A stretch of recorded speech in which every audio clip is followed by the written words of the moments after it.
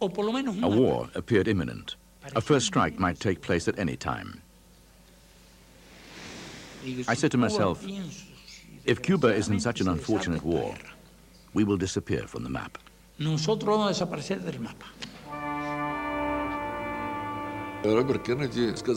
Robert Kennedy came to me and said, Mr. Ambassador, the situation is very tense. Your missiles have just shot down our plane. Our generals demand that we retaliate. If we start bombing, you will fight back. What can we do? It was a perfectly beautiful night, as fall nights are in Washington. I walked out of the President's Oval Office, and as I walked out, I thought I might never live to see another Saturday night.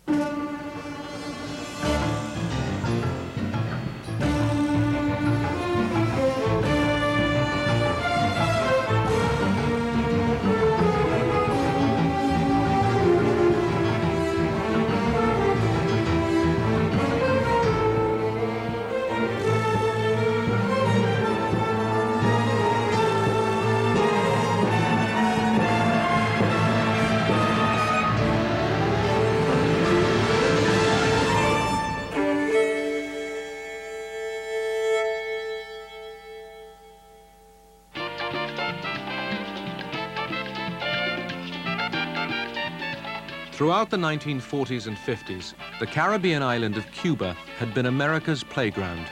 Beaches, booze, and casinos. Havana had it all.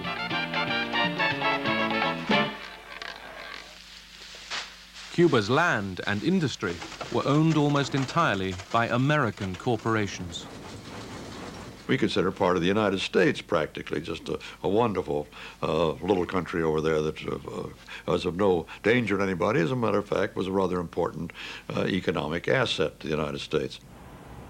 Cuba's leader, Fulgencio Batista, was a brutal dictator.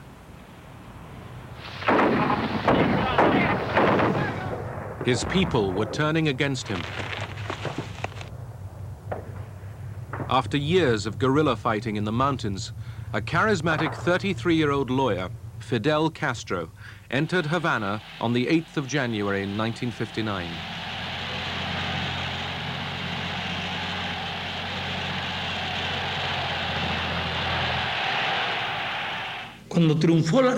The triumph of the revolution was an example of order. There was no looting. No one was dragged along the streets. There were no murders, no crimes. There was perfect order.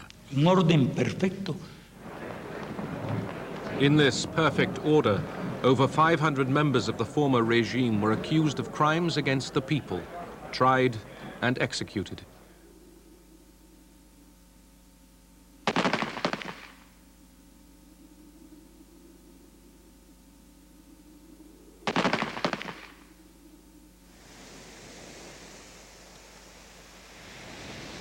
Fearing the rise of a new dictator, thousands fled to exile in the United States.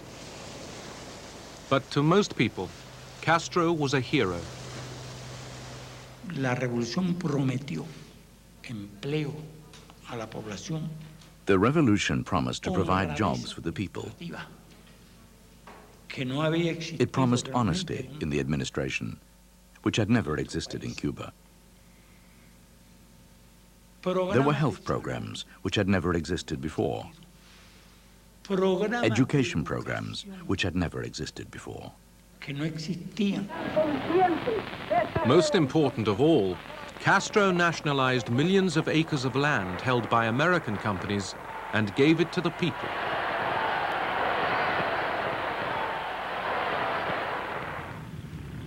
Eager to tell the world of his revolution, Castro flew to New York to speak at the United Nations. President Eisenhower was too busy to see him. But Nikita Khrushchev, the Soviet leader, was delighted to embrace a new revolutionary and offered him economic assistance. Cuba decided to buy oil from the Soviet Union, which would be cheaper.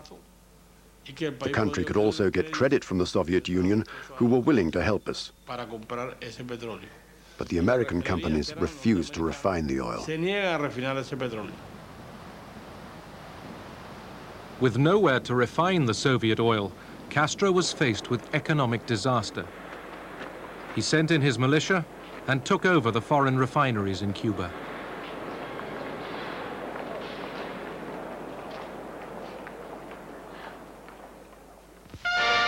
America's retaliation was swift.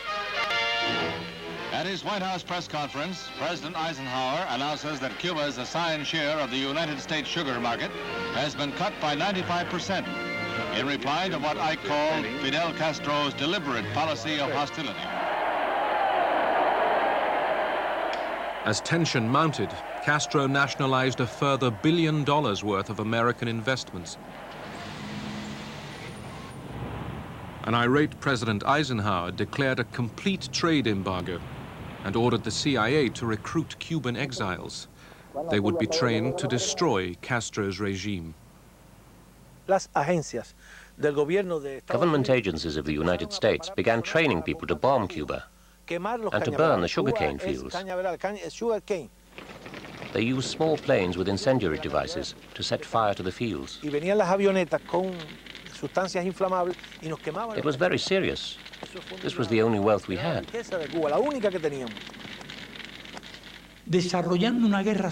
They carried out a dirty war against our country. Guerrilla units were active in every province, even in Havana.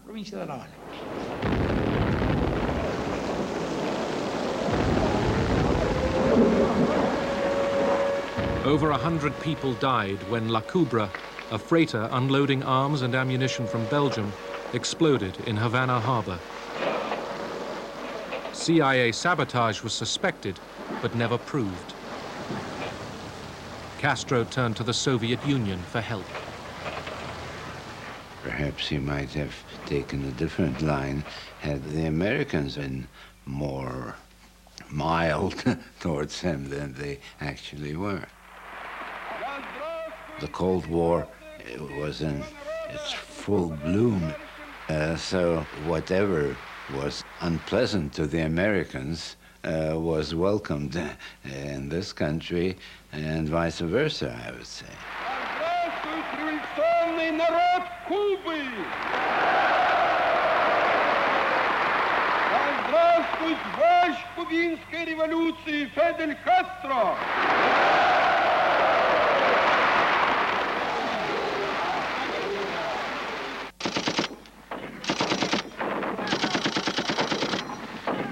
At a secret base in the Guatemalan jungle, American CIA agents had been training Cuban exiles to invade Cuba.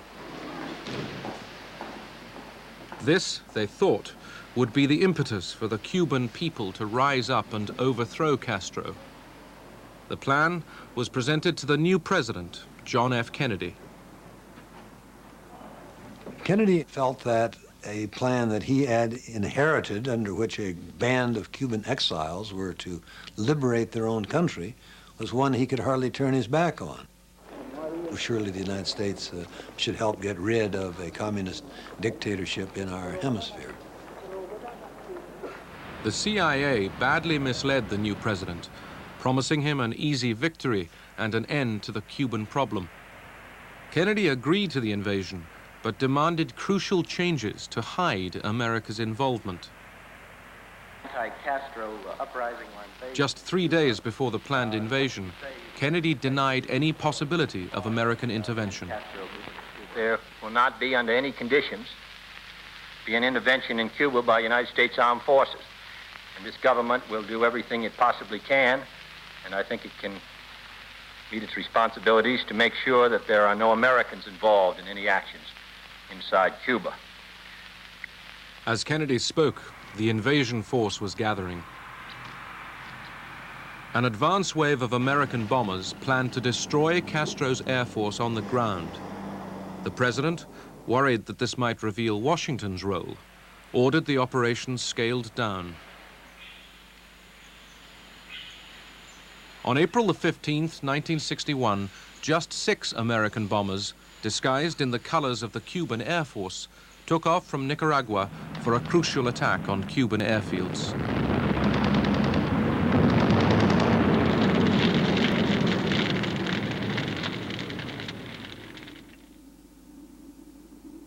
But with so few bombers, only 3 Cuban planes were destroyed.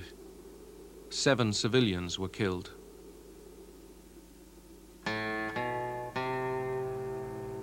As they buried those who had died, Castro, seeking Soviet support, finally declared that the revolution was socialist. Porque lo que no pueden perdonarnos los imperialistas es que estemos aquí y que hayamos hecho una revolución socialista en las propias narices de los Estados Unidos. Continuamos preparando. Resistir nada. We prepared ourselves to resist an invasion against all the forces we knew the Americans had at their disposal. The following day, just 1,500 exiles, equipped with American arms and ammunition, arrived at the Bay of Pigs, 125 miles to the south of Havana. Éramos los hombres más felices del mundo. We were the happiest men in the world because we had the opportunity to return to Cuba, our homeland, to fight to rescue freedom and democracy so that our country could be for all Cubans. American planes were to protect the invasion force as they hit the beach. But Kennedy, now faced with international condemnation for the initial bombing, cancelled the air support.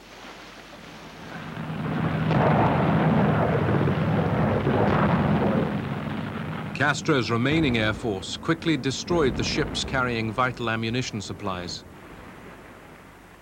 Mistakenly believing that this was a full-scale American invasion, Cuba mobilized all its forces. Los peores momentos eran los iniciales, cuando teníamos poca información. The worst moments were at the beginning. We didn't have much information about the enemy. We didn't know if they were 1,000, 3,000, or 10,000. We didn't know what types of weapons they might have. We didn't know if this was a total invasion. Si podía provocarse una invasión.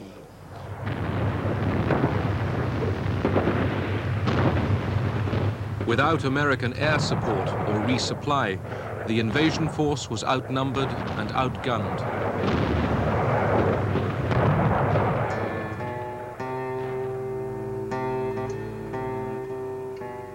Within 72 hours, the invaders were either captured or dead.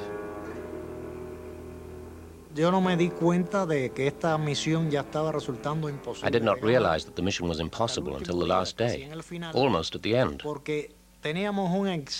We trusted in our allies. We never thought they would forsake us or abandon us. We didn't think that they could betray the commitment they had with us. Jack Kennedy was devastated by the fiasco at the Bay of Pigs, and he said it was a fiasco. He was not accustomed to failure in politics or in life. And he was more distraught than I'd ever seen him. How could I have been so stupid, he said. Castro had survived and humiliated Kennedy. The CIA was told to think again. Our job was to start to come up with new plans, not a Bay of Pigs type plans, but new plans to, quote, get rid of Castro and the Castro regime, unquote. Everything was suggested, from assassination to spraying LSD into a television studio to make it seem as if Fidel had gone mad. Whatever they tried, Castro took in his stride. More secure within his own country, he sought to export revolution to the rest of Latin America. Alarmed by this prospect, America kept up the pressure on Castro. In the spring of 1962, a practice invasion of a Caribbean island was mounted by 40,000 American Marines. We did that purposely to make Castro pay more attention to that than causing trouble in Latin and Central America. But the Cubans and the Russians, they told us later, believed that the United States really did intend to attack Cuba, and therefore Castro kept saying, I need some help. Castro's pleas inspired the Soviet leader Khrushchev to make a daring offer. He had boasted to the world of Russia's nuclear strength, but in reality, he knew just how limited his long-range missile force really was. But he did have medium-range nuclear missiles. From the territory of the Soviet Union, they couldn't possibly reach the territory of the USA. But deployed on Cuba, they would become strategic nuclear weapons. That meant, in practical terms, we had a chance to narrow the differences between our forces.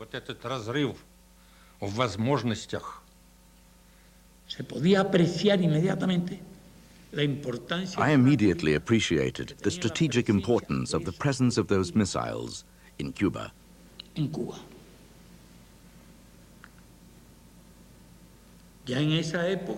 By that time, the Americans had already transported similar missiles to Turkey.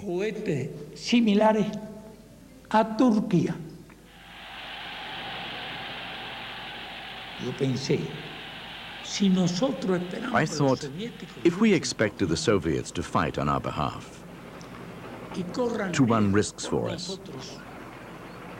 and even involve themselves in a war for our sake, it would be immoral and cowardly on our part to refuse to accept the presence of those missiles here. In July 1962, under the nose of the Americans, the first of 150 Soviet ships, loaded with heavily disguised nuclear missiles and over 40,000 troops, sailed for Cuba. The Americans just didn't notice that we managed to deliver not one, but 43,000 people there, plus the equipment, weapons, and everything necessary for the installation work. We put all the cars, trucks, and tractors on the top. All the military equipment was hidden under the decks.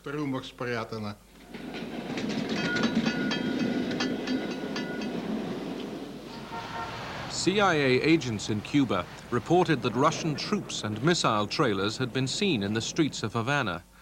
Washington dismissed the reports as rumor. I saw those weird weapons, and then I said to my friend Pablo, Pablo, how powerful are these weird weapons? And he answered, these are nuclear missiles. So I thought, oh, really powerful. They just put them here, out in the open. But the CIA had noticed the increase in Soviet ships heading for Cuba. On October the 14th, a U-2 spy plane was ordered to fly across the island to try to discover what was going on.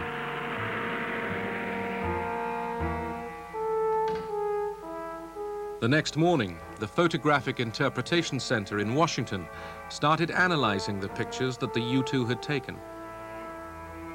We're looking at the photography, and we spot objects that are foreign to the environment. And we kept looking, and we said, this is an SS-4 ballistic missile site.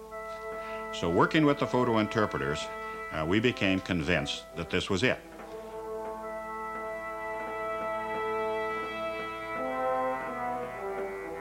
The Soviets had never put any nuclear weapons outside the Soviet borders.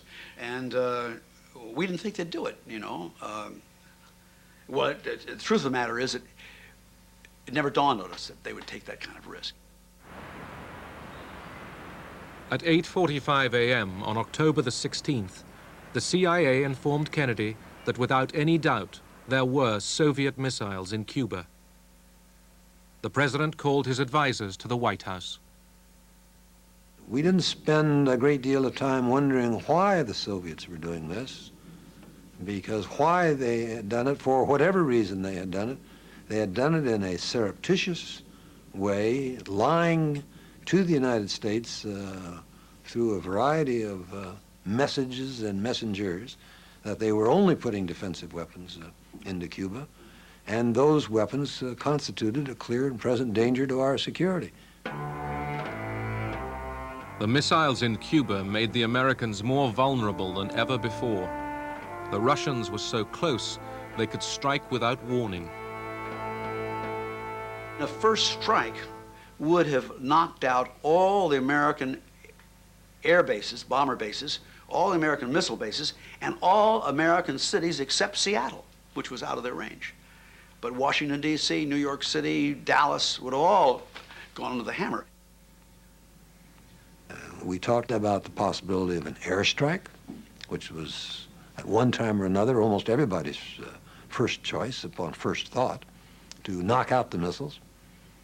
We talked about an invasion of Cuba, which was always the preferred choice of the right wing, go in and take Cuba away from Castro and rid the island of communism while at the same time getting rid of these missiles. A diplomatic approach, either bilaterally or through the United Nations.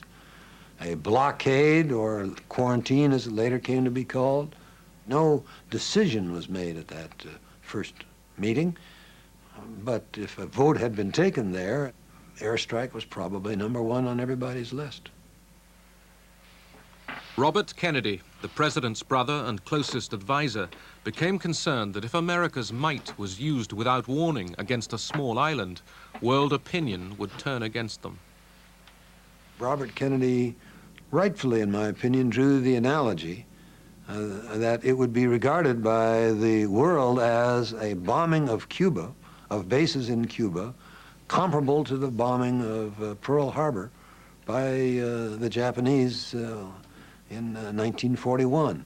And he said, I don't think I want my brother to become another Tojo. As the arguments continued, the Soviet foreign minister, Andrei Gromyko, and the Soviet ambassador, Anatoly Dobrynin, kept a long-standing engagement at the White House. The president raised the question of the increasing tension between our two countries in connection with the Soviet deliveries of weapons. The president said, "We're worried about it because it's connected with our own safety and security." Gromyko told him, just as I was told to say, that all our deliveries, Mr. President, are of a defensive nature. If you don't intend to invade Cuba, you shouldn't worry, because all the weapons are defensive. It was a clear intent to deceive.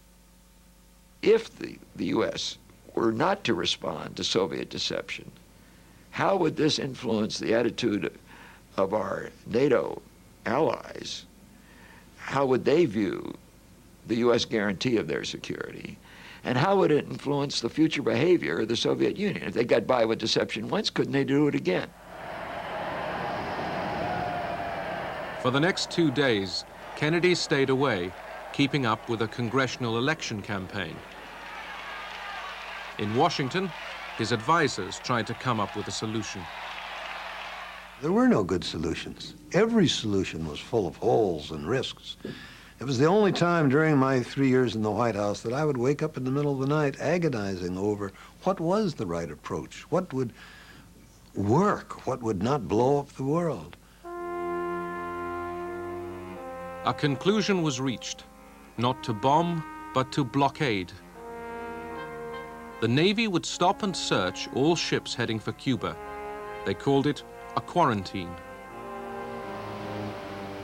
It was believed that the quarantine would convey to Khrushchev the determination of the president to see that those missiles were removed without stimulating a military response. But in case the quarantine didn't work, preparations were made for airstrikes, and a massive American invasion force was made ready. President Kennedy was in Chicago. Now he was needed in Washington. The press were growing suspicious. I was called by President Kennedy at 8 o'clock in the morning, and he said, "Come to my room." And he still had his bathrobe on, and he said, "Here's something I'm writing for you. You're going to hold a press conference to announce it." The assistant White House physician, Dr. George Berkeley, noticed that the president's voice was very husky. This morning, when he examined the president, he found the president had developed a slight temperature and that he was suffering from a minor upper respiratory ailment. President therefore canceled his schedule for the rest of today and tomorrow and has returned to Washington and the White House. About halfway to Washington, I suddenly found myself alone with Kennedy in the front part of the airplane. I said, Mr. President, you're not sick. What the hell's going on? He said to me, you're going to find out as soon as you land in Washington and then grab your balls. Good morning, everyone. An unusual flurry of top-secret military and diplomatic activity over the weekend has Washington guessing today that a major move in American foreign policy may be imminent. The speculation centers on the Caribbean and possible action against Cuba. That afternoon, the Soviet ambassador was called to an urgent meeting with Secretary of State Dean Rusk.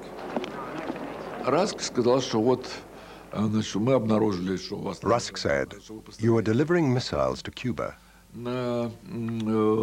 We have aerial reconnaissance photographs. This is a threat to our security, and we cannot possibly allow it. In 1 hour's time, at 7 p.m., the President will make a radio and television appeal to the American people, where he will describe the situation. At the same time, he wants you to pass the message on to Khrushchev.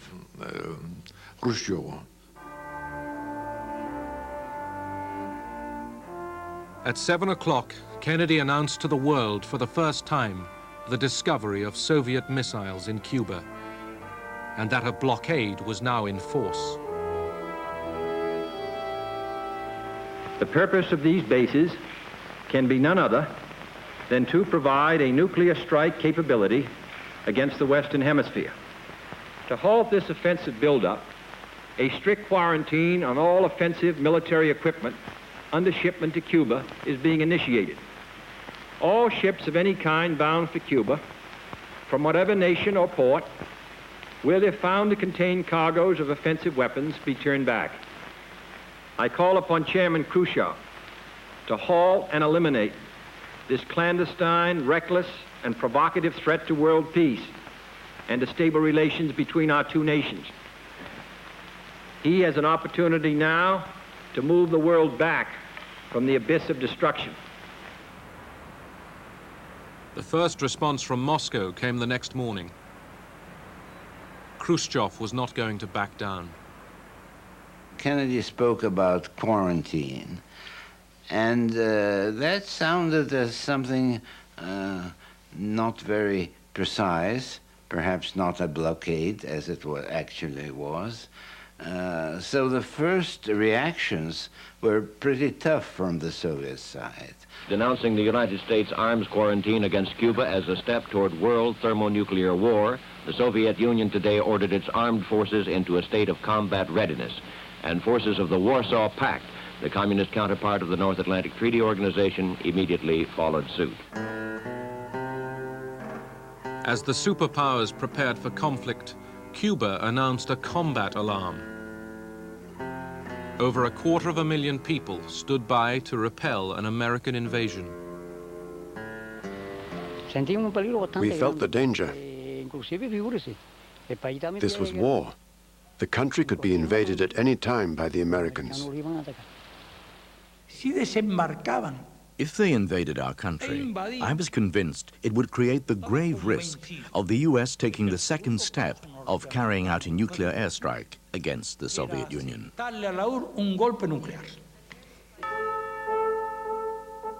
The American fleet now encircled Cuba. The Soviet ships stayed on course. With confrontation imminent, Kennedy wanted direct contact with Moscow. He sent his brother Robert to meet in secret with the Soviet ambassador. He said, did your government instruct the captains to turn the ships back home because Kennedy introduced the quarantine? I said, no. Our captains have no such orders. And as far as I'm aware, they are instructed to go on to Cuba.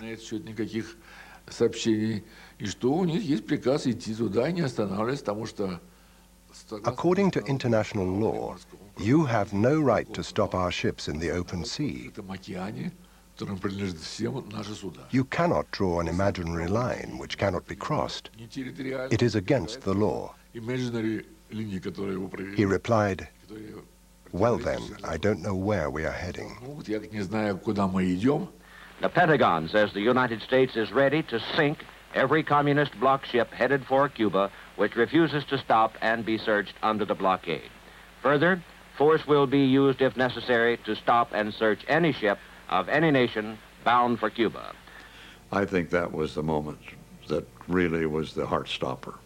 I recall being in the newsroom, just waiting for that next bulletin and almost literally trying to type with my fingers crossed.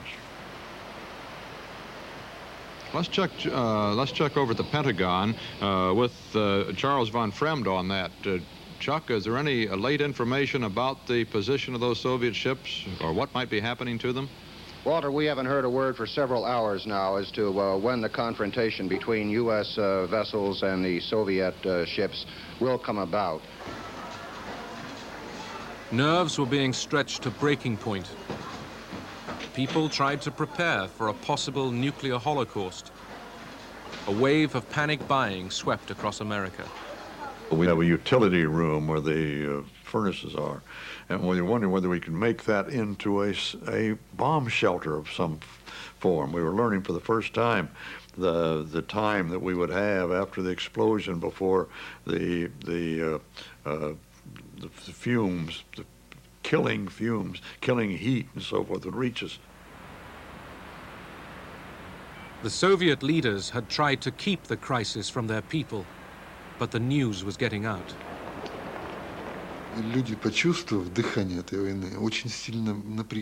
The people felt the breath of war and were tense. I remember my parents felt doomed. They understood that war would not be like it was before, that it would be a war with atomic bombs. This is a special report from CBS News. Well, at its beginning, this day looked as though it might be one of armed conflict between Soviet vessels and American warships on the sea lanes leading to Cuba. But there has been no confrontation as far as we know, and some hope has been generated by suggestions of negotiation. Almost at the last moment, the missile ships appeared to have slowed down or altered course.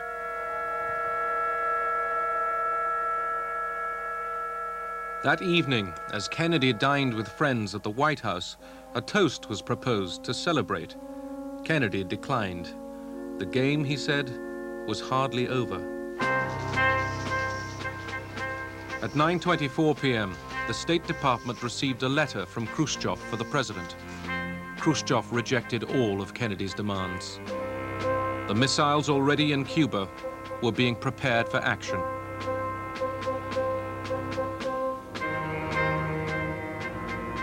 For the first time in its history, America's Strategic Air Command moved to Defense Condition 2. The next step, DEFCON 1, would be war.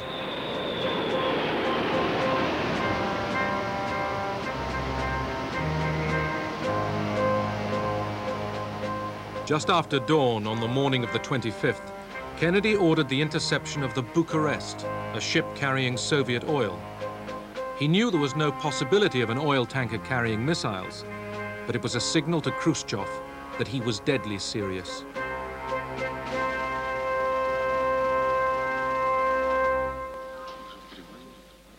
That afternoon at the United Nations, Adlai Stevenson confronted his Soviet counterpart, Ambassador Zorin.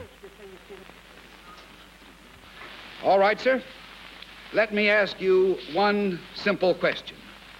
Do you, Ambassador Zorin, deny that the USSR has placed and is placing medium and intermediate range missiles and sights in Cuba? Yes or no? Don't wait for the translation, yes or no.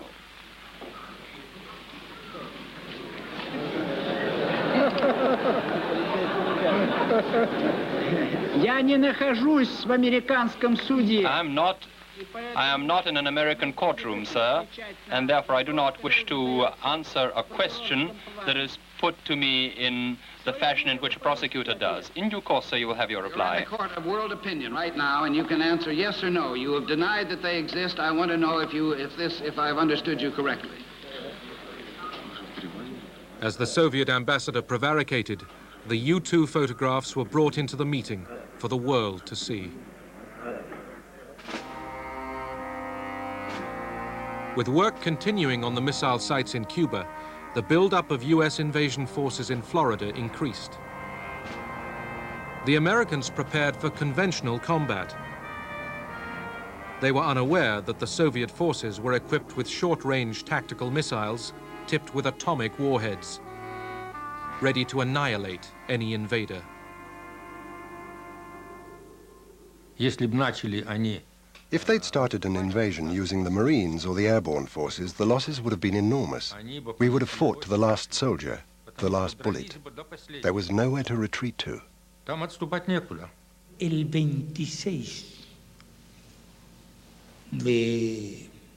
the 26th of October, at a meeting with the Soviet military commander, I was informed about the state of the missiles. He told me, the air regiment is ready. The surface-to-air missiles are ready. The tactical nuclear missile unit is ready. Missiles ready. La unidad de cohetes lista.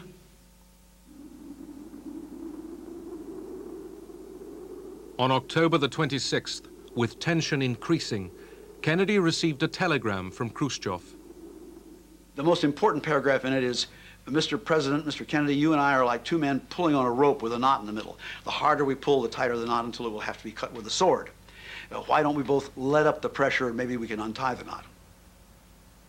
Khrushchev went on to offer that if the United States declared that they wouldn't invade Cuba, the necessity of the presence of our military specialists in Cuba will disappear.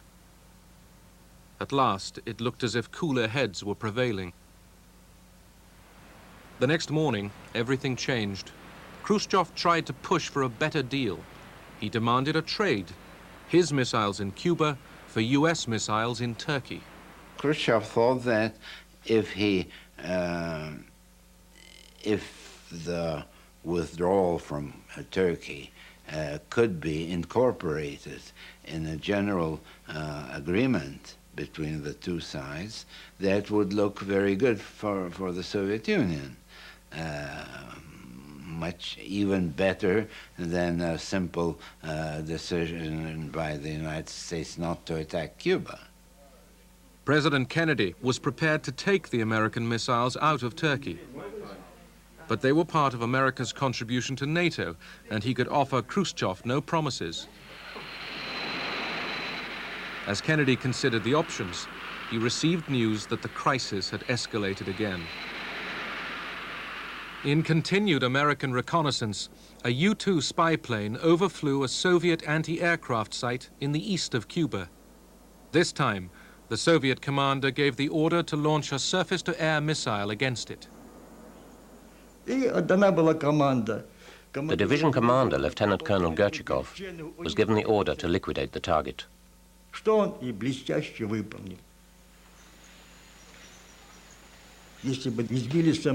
If we hadn't shot down the plane which had photographed all of our bases, it would have enabled the enemy to destroy us. That would have meant we had not fulfilled our mission. We would have betrayed our motherland. The kind of standby plan was if a U-2 was shot down, we would immediately bomb that SAM site out of existence. President Kennedy canceled that order. He said, don't bomb that anti-missiles, anti-aircraft site. I want time to exchange with Khrushchev. A war appeared imminent. A first strike might take place at any time. I said to myself, if Cuba is in such an unfortunate war, we will disappear from the map. Castro sent a message to Khrushchev. He said a U.S. attack was just hours away And once launched, the Soviet Union should retaliate immediately with an annihilating strike. In Washington, Kennedy was still trying to avoid a world war. Bobby Kennedy had this brilliant idea. He said, let's pick out of the Khrushchev cable the things we like and pretend that the rest isn't there. Jack Kennedy and Bobby Kennedy has crafted this answer to Khrushchev that did just that. It ignored the shoot down of the U-2. It ignored the broadcast from Moscow that was very hawkish, you know, et cetera, et cetera, et cetera. And just, we said, we understand what you are proposing, and then we listed the things we liked. There was little confidence that this ploy would work. Plans for the invasion continued. The tension on Saturday night was extraordinary because it was going to be the meeting where we were going to decide what time the next day we were going to invade Cuba, or was it going to be later, where were we going to be bombing those areas. And Kennedy started the meeting by saying, listen, all of you have not been home for at least 6, 7 days.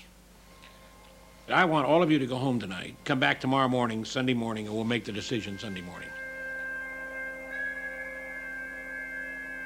They left the White House fearful that America could soon be engulfed in a nuclear war, a war that once started might be impossible to stop.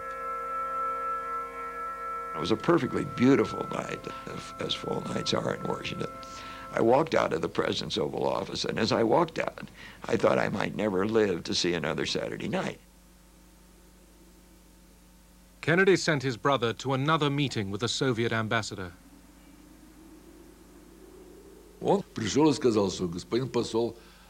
He came to me and said, the situation is very tense. Your missiles have just shot down our plane. Our generals demand that we fight back. If we start bombing, you will start to fight back. What can we do? I said, what about Turkey? He thought for a while and said, you know, if that's the only condition which prevents us from striking a deal, then I'm authorized by the President to say that we agree to it. We could not take them out under threat. We could not take them out unilaterally because they were NATO bases. But he had our assurance that they would be gone, provided it was not done on a quid pro quo basis, and therefore the Russians could not talk about it. And that was, I would say, the last thing that led to the decision to accept Kennedy's terms, that he would be willing to guarantee that there would be no attack on Cuba, but that the Soviet Union should withdraw all offensive weapons from Cuba. Khrushchev, fearing that this might be the last chance to escape war, rushed a message accepting Kennedy's terms to Radio Moscow. It was broadcast to the world. The Soviet government has ordered the dismantling of weapons in Cuba, as well as their crating and return to the Soviet Union. Radio Moscow at 9 o'clock this morning. Mr. Khrushchev crating up his missiles and shipping them home. The first news I heard on Sunday morning when I woke up was this broadcast from Khrushchev over the open air that Soviet missiles were to be withdrawn under inspection and the crisis was over. I could hardly believe my ears. This is the day we have every reason to believe when the world came out from under the most terrible threat of nuclear holocaust since the end of World War II. Nosotros realmente nos sentimos indignados. We were irate. How did we learn about this? Through the radio, on the morning of the 28th. They broadcast that an agreement had been reached between the Soviet Union and the United States, that Kennedy was offering Khrushchev a guarantee. It really was a disgraceful agreement. It never crossed my mind they would do anything like this. The whole world was under the impression that Khrushchev had lost because he'd given in to the pressure of a strong president, that he'd taken everything out of Cuba but got nothing in return. No one knew about the agreement regarding the missiles in Turkey. If you ask who won or who lost, I'd say neither Kennedy nor Khrushchev. Under close American surveillance, Soviet ships took the missiles back home. There is no question that if it hadn't been solved, we had invaded Cuba, we would have been in a nuclear war. And the number of people who would have been killed around the world in that nuclear war would have been absolutely disastrous. That was the biggest crisis of the 20th century. And the fact that Kennedy solved it with Khrushchev is absolutely important, because then we were moving into a totally different world.